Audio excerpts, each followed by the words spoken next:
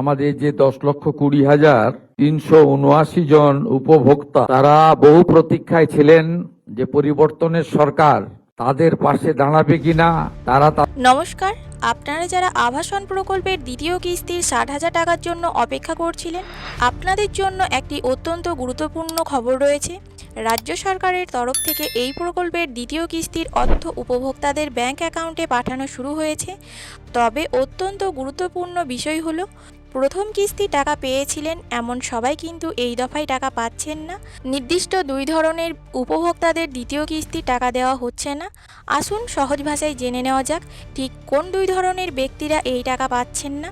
যাদের বাড়ির কাজ লিঙ্কটেন পর্যন্ত অসম্পূর্ণ রয়েছে।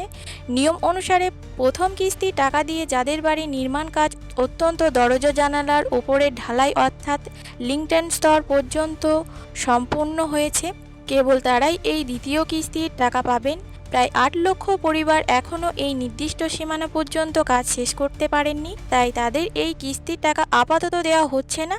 ভুয়ো ও অযোগ্য উপভোক্তা প্রকল্পে স্বচ্ছতা আনতে পঞ্চায়েত দপ্তরের পক্ষ থেকে প্রতিটি নাম কড়া ভেরিফিকেশন করা হয়েছে।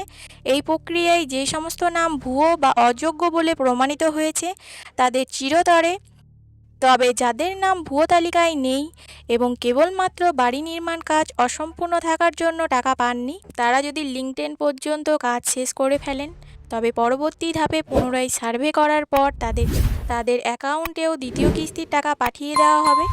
আপনার কি প্রথম কিস্তির পর লিঙ্কটেন পর্যন্ত কাজ শেষ করেছেন? আপনাদের অ্যাকাউন্টে টাকা পৌঁছেছে কিনা কমেন্ট করে অবশ্যই জানাবেন। তথ্যটি দরকারি মনে হলে ভিডিওটি লাইক ও শেয়ার করবেন এবং চ্যানেলটি সাবস্ক্রাইব করে সাথে থাকবেন। ধন্যবাদ।